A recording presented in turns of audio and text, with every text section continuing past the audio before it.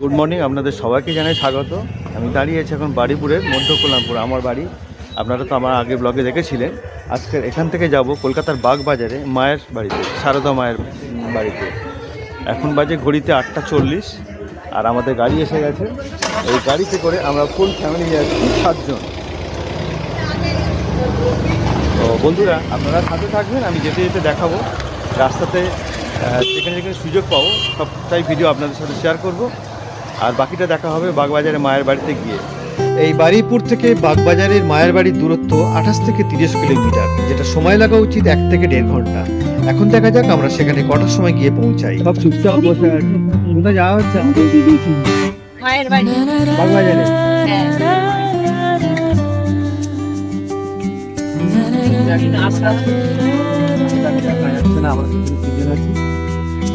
মাঝখানে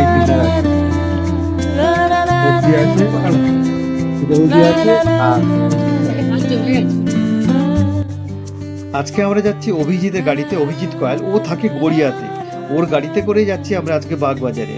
কথা বলতে বলতে আমরা চলে এসেছি কিন্তু প্রপার কলকাতার মধ্যে, যেখানে আপনারা দেখতে পাচ্ছেন এই সেই বড় বড় উঁচু উঁচু বিল্ডিংগুলো। যে বিল্ডিংগুলো দেখলেই বোঝা যায় যে হ্যাঁ, কলকাতার মধ্যে আমরা আছি এখন। আর আমরা কিন্তু চলে এসেছি সায়েন্স সিটির একদম দোরগোড়ায়। পাশেই রয়েছে সায়েন্স সিটি, যে সায়েন্স সিটিটা একসময় আমাদের কাছে কিন্তু সাংঘাতিক একটা ঘোরার জায়গা হিসেবে পরিচিত ছিল। এখন কালের সঙ্গে সঙ্গে সময়ের সাথে সাথে কিন্তু সেটা পুরানো হয়ে গেছে, এটাই স্বাভাবিক। আর এই যে দেখতে পাচ্ছেন, এটা হচ্ছে সেই সায়েন্স সিটি। আর ওই যে দূরে একটা গম্বুজ আকৃতি একটা রয়েছে, যেটা ওটা হচ্ছে প্রেক্ষাগৃহ। তো আমরা কিন্তু সায়েন্স সিটিটাকে আস্তে আস্তে ক্রস করছি। আর এবারে আমরা এসে গেছি সেই মা উড়ালপুল, যেটা মা ওভারব্রিজ, সেই মা ওভারব্রিজের কাছে। এই জায়গাটাতে কিন্তু এলে মনে হয় যেন আমরা কোথাও দূরে কোথাও আছি, মানে কি আমরা কলকাতার বাইরে কোথাও আছি। দেখুন, মনে হবে না যে আমি কলকাতাতে আছি। এই জায়গাটা এত সুন্দর লাগে, খুব সুন্দর কিন্তু এই জায়গাটা।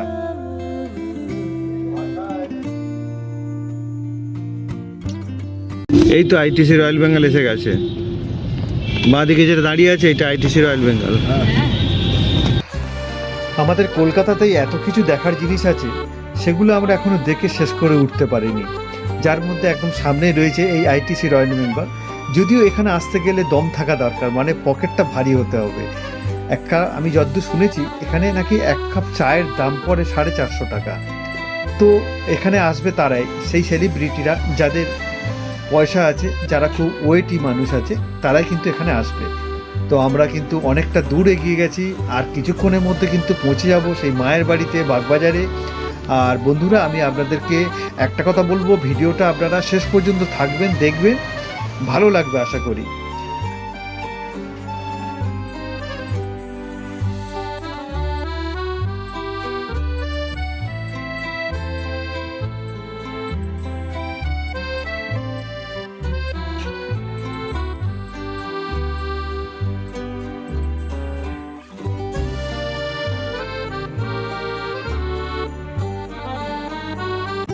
মায়ের বাড়ি কোনটা গো? এই গলিটার মধ্যে? এই গলিতে মায়ের বাড়ি।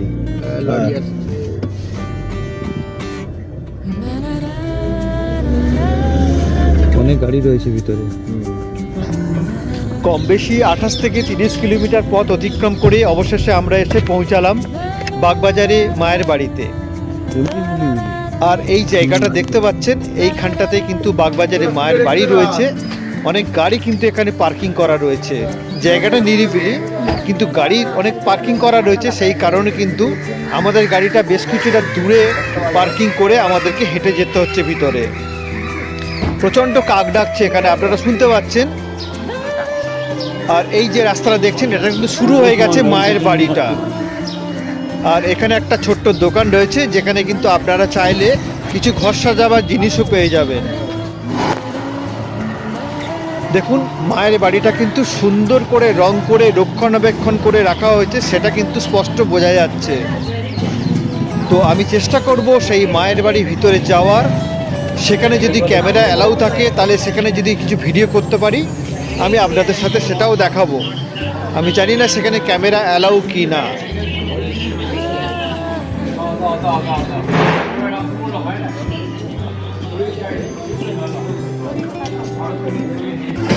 কিন্তু কিন্তু কাকু সারদা মা তো যতদূর আমরা জানি পদ্ম ভালোবাসতেন।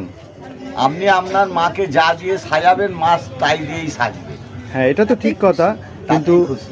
কিন্তু যেটা জেনে এসছি না, হ্যাঁ না, এটা কথা না।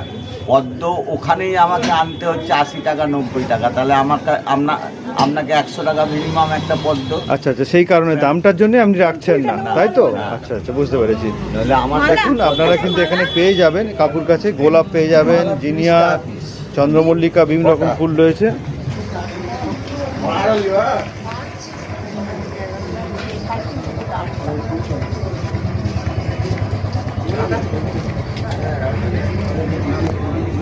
এটাতেই চলুন, শ্রী মায়ের বাড়ি, মাদার্স হাউস। এখানে সব সারদা মাকে ফুল উৎসর্গ করার জন্য বিভিন্ন রকম ফুল নিচ্ছে। যদিও এখানে পদ্ম নেই, কারণ পদ্মে অনেকটা দাম, কাকু বলল, শুনলেন আপনারাও। পদ্মর জায়গায় কিন্তু কাকু অন্য সব ফুল রেখেছে। আপনারা চাইলে সেই সব ফুল নিয়ে কিন্তু মাকে নিবেদন করতে পারেন। তো বন্ধুরা, এখন তাহলে যাওয়া যাক সেই মায়ের বাড়ির মধ্যে। আমি চেষ্টা করব দেখাবো সেখানে মায়ের ঘরটা কেমন ছিল, মা কোথায় থাকতেন, সব কিছু। আর একটা কথা, এখানে এলে কিন্তু কেউ না কিছু খেয়ে কিন্তু কেউ ফেরত যাবে না। তারাই এখানে মায়ের অন্নভোগ যেটা, কিন্তু সবাই কিন্তু এটা পাবেন।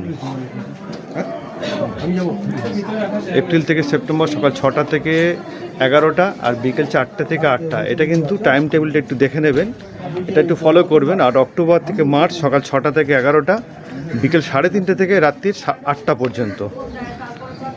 তো এখন যাই, চলুন মায়ের বাড়ির মধ্যে। ট্রেন হাঁটাতে পাওনি, ট্রেন হাঁটাতে আজকে মানে সকালবেলা থেকে ট্রেন হাঁটাতে পাওনি। কতক্ষণ দাঁড়াতে হয়েছে সকালে? এবার পার হয়েছে না, এখনো দাঁড়াচ্ছে। দিচ্ছে না, কিছুতেই দিচ্ছে না। আস্তে আস্তে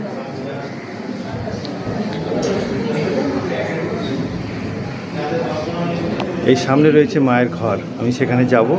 যদিও আপনারা দেখতে পেলেন নিচে থেকে কিন্তু বললো যে এখানে ভিডিওগ্রাফি করবেন না, ফটোও তুলবেন না, কারণ ওটা কিন্তু মহারাজের কাছ থেকে পারমিশন নিয়ে আসতে হবে। আমি তো চলে এসেছি উপরে, তো উপরে এসে আপনাদের সাথে একটু শেয়ার করার চেষ্টা করছি সেই মায়ের বাড়িতে।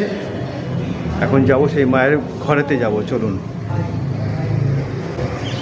বন্ধুরা। আপনারা দেখতে পেলেন যখন আমি মায়ের বাড়িতে প্রবেশ করলাম, সাথে সাথে আমাকে দুজন এসে বললেন যে ভিডিও করবেন না, প্লিজ মোবাইলটা বন্ধ করুন। তো আমি সাথে সাথে বন্ধ করে দিয়েছিলাম। তারপরে ওই বন্ধ অবস্থা যখন আমরা উপরে উঠলাম, মানে উপরে রয়েছে মায়ের যে ঘরটা, মা যে ঘরে থাকতেন, বা শরৎ মহারাজের ঘর, সব কিন্তু উপরে রয়েছে। আপনাকে উপরে আসতে হবে। উপরে আসার পরে আমি একটু ভিডিও করার চেষ্টা করছি, এই কারণে যেটা আপনাদের সাথে শেয়ার করতে পারি। অ্যাটলিস্ট আপনারা যারা আছেন, আমার যারা সাবস্ক্রাইবার, তারা যাতে একটু দেখতে পারে। ও শরৎ মহারাজের ঘর এটা। আর এইখানটা দেখুন, এখানে কিন্তু অনেকেই দাঁড়িয়ে আছে, বসে আছে, যে যার মতোভাবে মাকে স্মরণ করছে। আর এই যে রুমটা দেখছেন, এই ঘরটাতে কিন্তু মা থাকতেন এবং মায়ের যাবতীয় জিনিসপত্র এই ঘরটাতেই আছে। যদিও ঘরের মধ্যে প্রবেশ করা যাবে না, সবাইকে এই ঘরের সামনে থেকে প্রণাম করতে হবে এবং দর্শন করতে হবে। তাই আমরাও সেখানে দাঁড়ালাম এবং মাকে স্মরণ করলাম।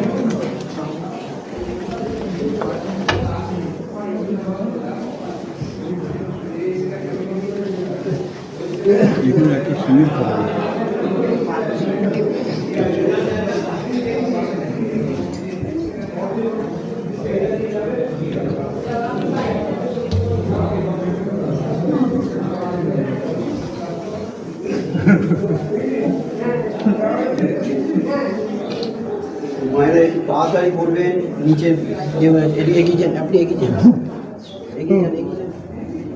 একটু তাড়াতাড়ি করবেন।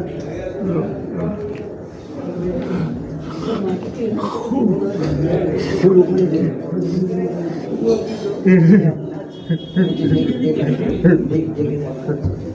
এগিয়ে যান, আপনি আস্তে আস্তে আস্তে আস্তে আস্তে।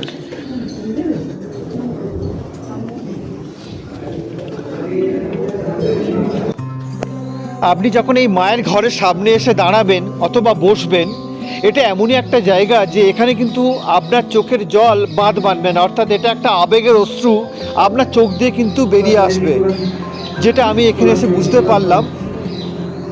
তো বন্ধুরা, আমার মনে হয় আপনারা যারা আসবেন এখানে আপনাদেরও সেই একই অনুভূতি হতে পারে।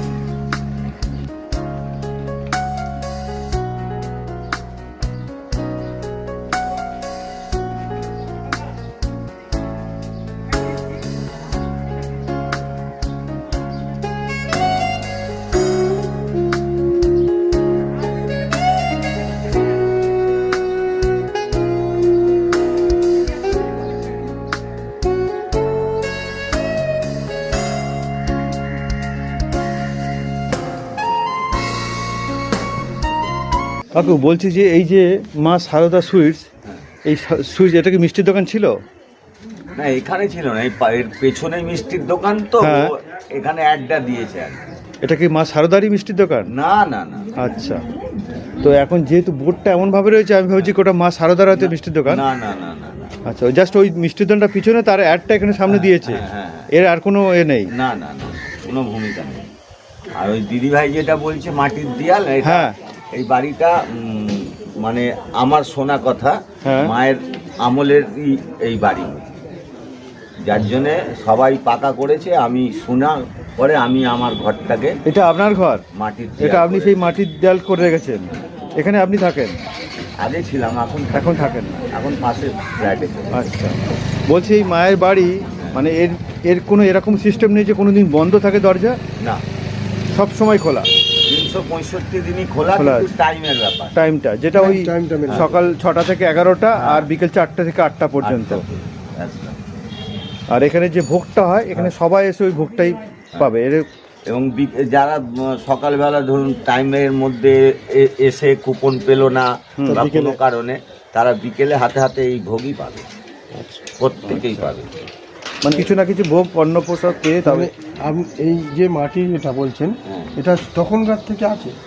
হ্যাঁ, এই বারান্দাটা, এই যে বারান্দাটা দেখছেন, হ্যাঁ। এইখান থেকে মা এই বাড়ির ভেতরে একজনকে মারধর করছিল, একজন মহিলাকে, একজন ভদ্রলোক।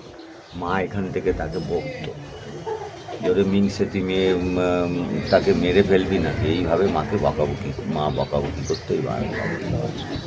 আর পদ্মবিনোদ ঘোষ এই রাস্তায় গড়াগড়ি খেত, ওঠো মা করুণাময়ী, খোলো মা তোমার কুটিরে ঢোকার।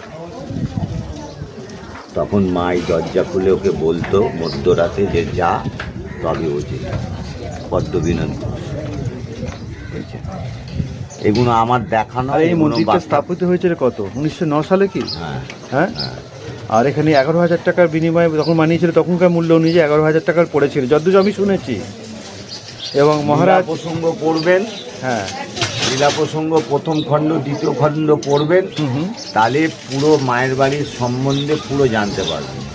আমি শারদানন্দ মহারাজ মাকে শেষ জীবনের 11 বছর, তখনকার সময় 12,000 টাকা ঋণ করেছিল। ঋণ হ্যাঁ। করে মাকে এই বাড়িটি কিনে দিয়েছিল। আর এই ঘরটা দেখছেন, এই যে জানলা বন্ধ, দেখুন এই যে জানলা হ্যাঁ, বন্ধ, হ্যাঁ, হ্যাঁ, হ্যাঁ। এটা হচ্ছে শারদানন্দ মহারাজের গদিঘর ছিল। গদিঘর ছিল। গদিগছে স্বামী শারদানন্দ। আমি শারদানন্দ মহারাজ তখনকার সময় 12,000 টাকা ঋণ করেছিল। হ্যাঁ, এটা শুনেছি। 12 না 11,000 টাকা শুনেছিলাম। 12,000 টাকা ঋণ করেছিল। আচ্ছা, করে মাকে শেষ জীবনের 11 বছর এই বাড়িতে মাকে রেখেছিল। মা শেষ জীবন 11 বছর এই বাড়িতে কাটিয়েছেন। আচ্ছা, যে ঘরটা দেখলেন, যে খাটেতে মায়ের এ রয়েছে, সেই খাটটা এই কথাটা একটু বলেন। এবং সব কিছু ব্যবহৃত জিনিস মায়ের। হ্যাঁ আমি দেখালাম, আমি ভিডিওতে আমি নিলাম উপরে গিয়ে সব কিছু ওখানে গিয়ে দেখতে পাই, কিন্তু নিচেতে ভিডিও করা অ্যালাউ নেই বললাম। আপনারা তো লুকিয়ে করেছেন, এটা করতে দিল। ক্যামেরা কেড়ে নেয়নি এই ভাগ্য। না আমি উপরে গিয়ে একটুখানি করতে পেরেছি। হ্যাঁ, ও কেড়ে নেবে ক্যামেরা, নিয়ম নয়। হ্যাঁ, আপনার নামটা কি? আমার একটাই নাম, জন্মালেও আমার নাম নেবেন, মরলেও আমার নাম নেবেন। সেটা কি? হরি। হরি। আচ্ছা, ওই জন্য খুব ভালো লাগলো কাকু আপনার সাথে কথা বলে। ভালো থাকবেন, সুস্থ থাকবেন, আবার দেখা হবে। হ্যাঁ হ্যাঁ। অবশেষে গেট খোলা হলো, এখন বাজে 11:40, যদিও 10 মিনিট লেট হয়েছে, কিন্তু 11:30 টাইম। ভোগের জন্য যে বসতে হবে, যেখানে গিয়ে খেতে হবে ভোগটা, সেইখানে কিন্তু এখন সবে মাত্র দরজা খুলেছে, লাইন এখন সব দাঁড়িয়েছে, কেউ এখন প্রবেশ করেনি।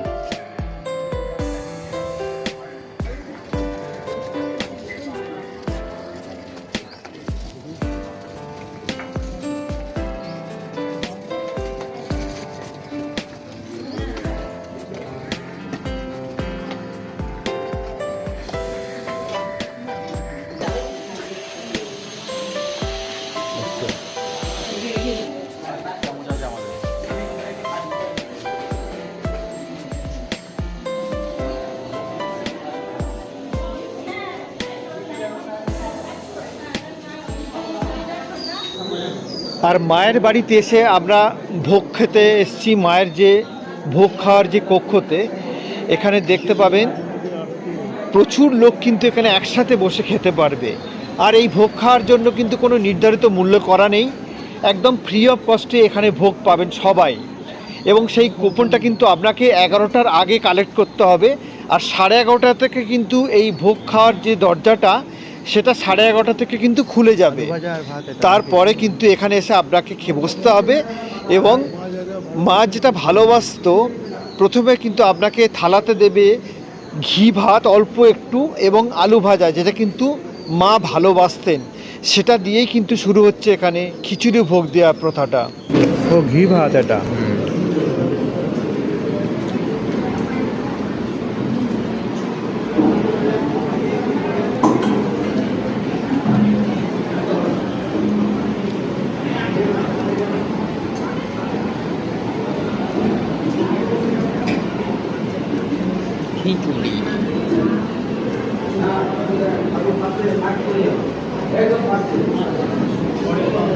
তো বন্ধুরা, ভিডিওটা একটু বড় হয়ে গেল।